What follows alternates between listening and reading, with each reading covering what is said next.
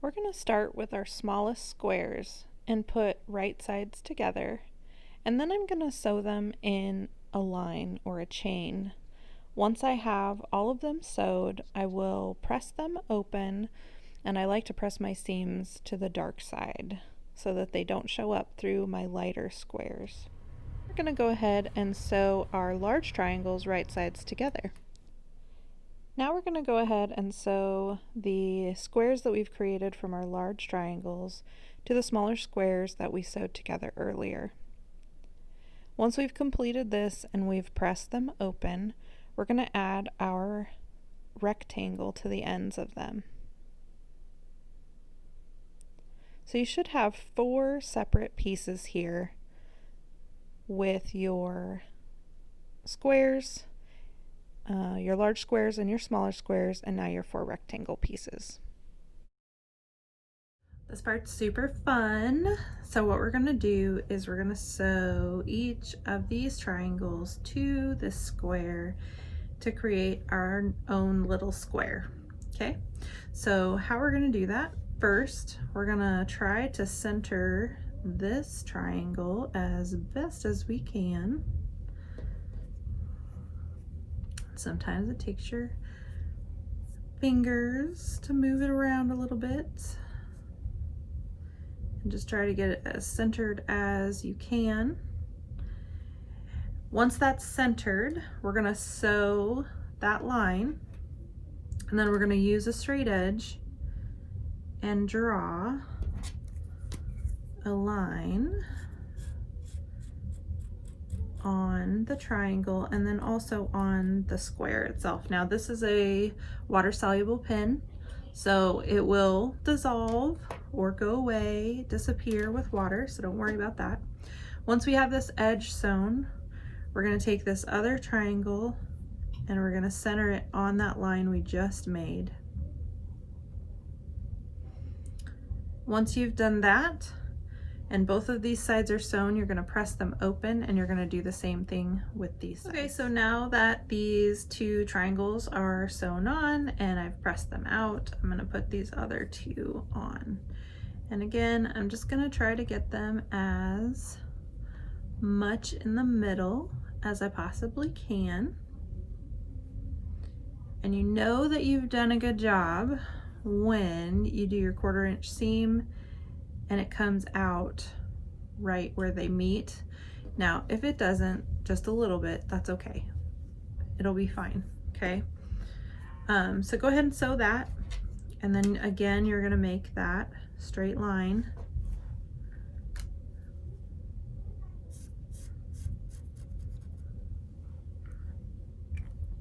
And then you're gonna add your other piece using that line for reference. And then you're going to press them out and make your square. Okay, so I've sewn all of my sides together. We can go ahead and trim these little pieces here.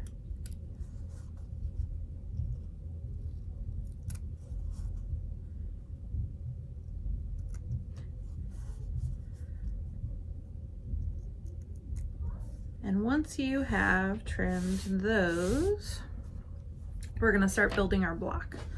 So we're going to take these pieces that we previously made and we're going to attach the dark purple square to the top. So what we're going to do here is I'm going to do my best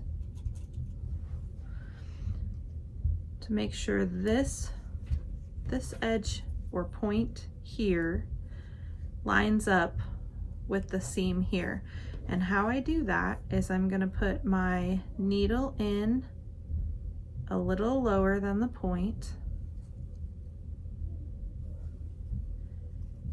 and I'm going to make sure, see if we did it this way, it's not on. So I'm going to make sure that it's on the crease or the seam, and then I'm going to pin that in,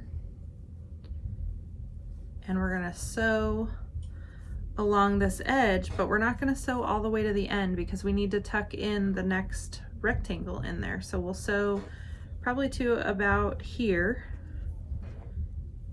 Use my scissors to help me, right about there. So we'll sew to right about there, and then that'll leave us a little room for tucking in our next piece. Now when I sew this, I want this side facing me because it's going to help me know as I'm doing my 1/4 inch seam, it's going to help me keep keep my point. Okay, so if I use the marker to show you what I'm talking about, this is a 1/4 inch seam, and if I pretend that the marker is my sewing machine and I go over it, if you can see that, it goes right to the point. Now that doesn't always happen that nicely.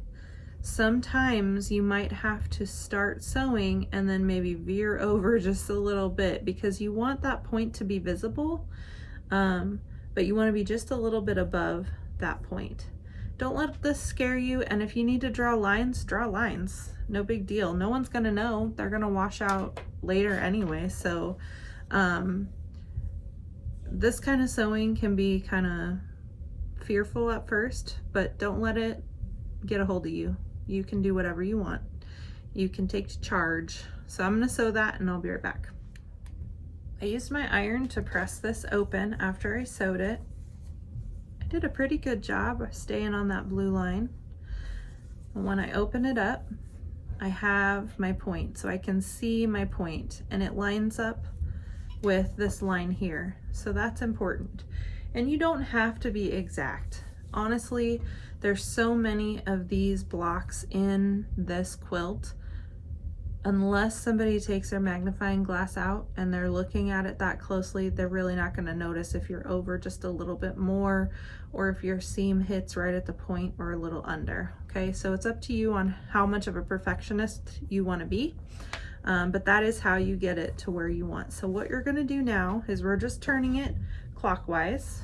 Okay, now I'm sitting on this side, so for me, I'm looking at it this way, so it might look a little different for you in the camera. But I turned it clockwise, and I'm going to take my next piece and I'm going to fold this one over and lay this one on top. And I'm going to do the same thing I did before. I'm going to line it up on each side. I'm going to reach way over and get my pins. And I'm going to put a pin in a little bit below the point. I do it a little bit below the point because for some reason when I hit right at the point, I end up going too far on my sewing machine. So I like to do it a little bit lower than the point.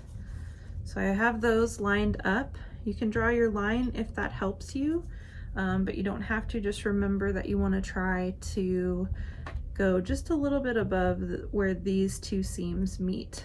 Do your best, but if you draw a line, no big deal. You can do that, no big deal. Okay, so we have these two together and it's kind of crazy.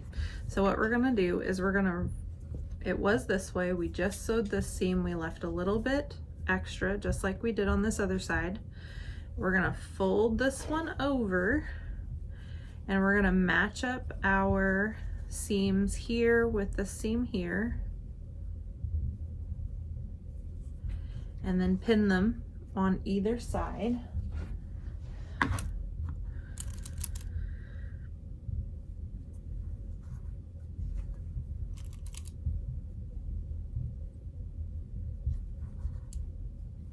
Then we're going to start on this side and we're going to meet the seam here. So I'm going to use my 1/4 inch seam, but then as I get closer, I want to make sure I meet this seam, and then I personally do a backward stitch and a frontward stitch. I like to lock it into place.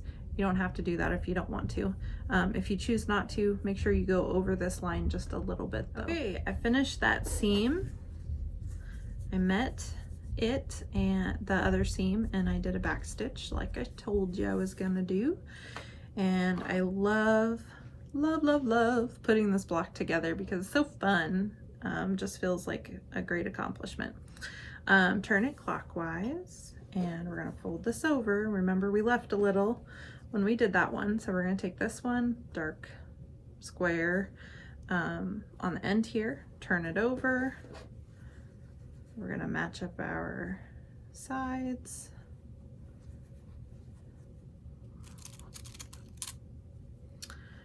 We're gonna look for our points.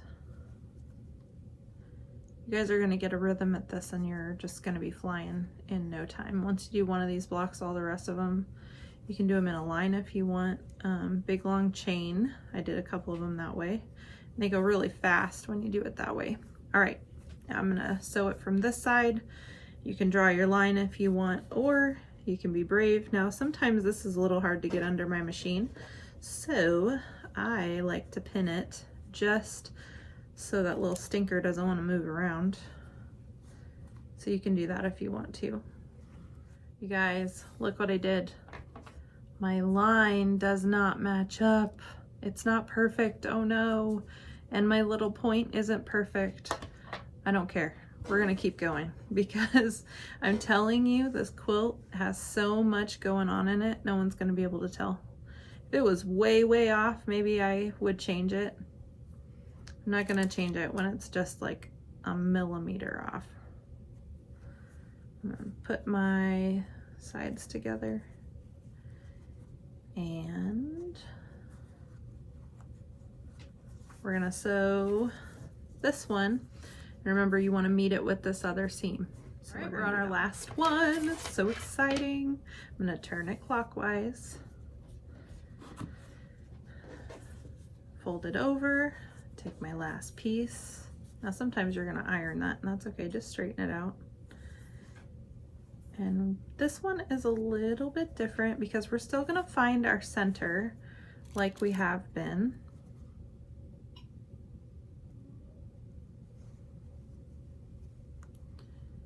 Okay.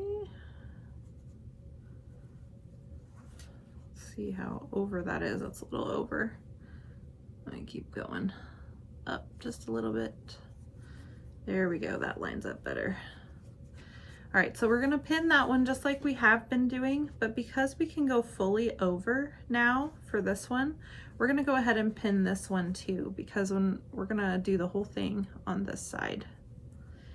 And I don't know how many times I have forgotten to pin this because I get into such a groove and I'm sewing along here and I think, oh shoot, I gotta do that. So it's much easier to do it from this perspective than it is when it's half on your sewing machine. So go ahead and do that. We're gonna sew it from this side and we're just gonna do that same line we've been doing. We're gonna try our hardest to get above this cross just a little or add it, but we're gonna go all the way down this time. So I just sewed on this piece here and they match up a little better than my last one, so that's good. Got some extra little hangies there. Now we're gonna do our last seam. I wanna make sure we put these two together again. And pin our seams. Ooh, look at that. I maybe hit that one with my sewing machine, maybe, but I can't bear to get rid of it because I use it on my design wall. So why is it in my pin cushion? I don't know.